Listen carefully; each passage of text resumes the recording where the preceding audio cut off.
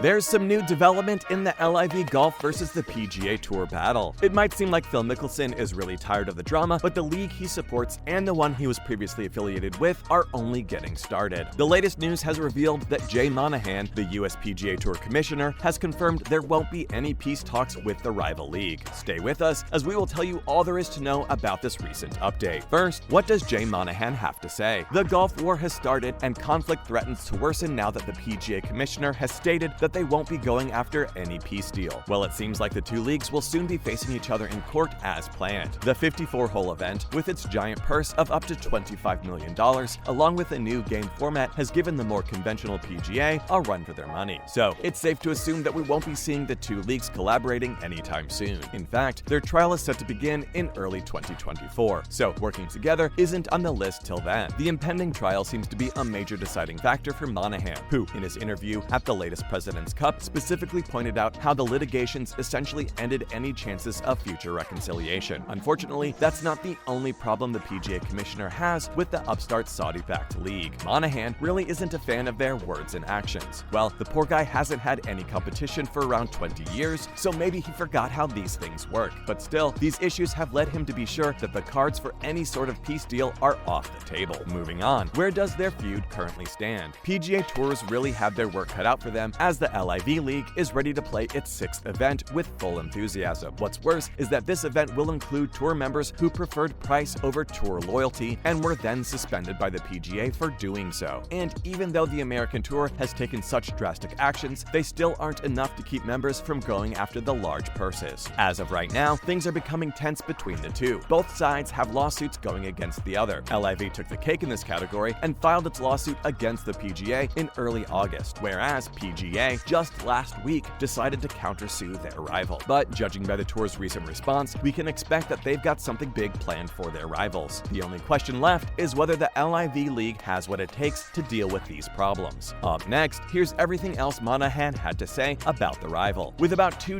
of his players gone, the PGA Commissioner is in a pretty tough spot. In an interview with ESPN, Monahan was asked if he agreed with everyone who said that LIV and the tour should come together. Well, as expected, Monahan's response was a firm no. He said that it would be a rather impractical decision since some players who joined the LIV ended up suing the PGA Tour, and on top of this, the league itself ended up suing the tour. So, the American PGA and LIV League coming together is not in the cards, and it hasn't been in the cards. Monahan also took a pretty harsh stand when he was asked if the league or the PGA could coexist. He said that he couldn't see that happening. Well, we don't really see any threat to PGA's existence since they still have players like Tiger Woods and Rory McIlroy, but at the same time, LIV and their big purses aren't going away anytime soon. Following up, can we expect Monahan to change his mind anytime soon? The big answer to that seems like a big no. If all of this had come from one particular interview, then one would think that maybe he let his emotions get the best of him at that moment. But the man has shared these sentiments consistently throughout different interviews, so it looks like his mind is made up. However, it should be noted that some people do hope that a discussion might take place between the two rivals in the near future. One of these idealists is Rory McIlroy, who belongs to the group of PGA members who are extremely vocal against the league. But even then, he understands that dialogue might not take place between the two since the situation has escalated quite a bit. McIlroy thinks that both parties need some time to get their temperatures to settle down. But this needs to happen really quickly since they might not have time for this later if the situation gets worse like it promises to. Maybe that's also the case with Jay Monahan. He might have a very clear and rigid stance right now, but who knows, over time, the man might be able to find peace with the Saudi-financed golf league. Finally, is Monahan trying something to get the players to stay? Well, seems like the players who decided to stay with the PGA are in luck because the tour has a whole new strategy that they'll be incorporating in order to get them to stay. The news that PGA will be increasing their purse size along with giving bonuses to high-profile players caused quite the scandal a while ago, but the increase in salary isn't the only way they plan to keep their members from leaving. The association has a whole strategy planned for this purpose. This includes a range of already established events along with flexible schedules which the players will be able to customize themselves. Apart from this, players will also be given the ability to identify for themselves who they want to partner with and which companies they want to endorse. Well, it sounds like a really good time to be a part of the PGA, but all these new decisions have led us to wonder why the tour didn't make any changes when they first saw LIV as a threat. And apart from this, why didn't they just do all of this to keep their players happy, especially Phil Mickelson, who left the tour in quite the scandal earlier this year? His demands were pretty much all the things the tour is offering right now. And that's all we have for the American Tour and what the status of their rivalry with the Saudi Finance League is currently. Now let's catch you up with everything else that's going on in the golf war. Here's some other news for you. First up, LIV's tough days might be behind it with this new broadcasting deal. That's right, the highly controversial golf league might finally have secured a broadcasting partner. Previously, the platform had set up interviews with several platforms, but none of them was fruitful.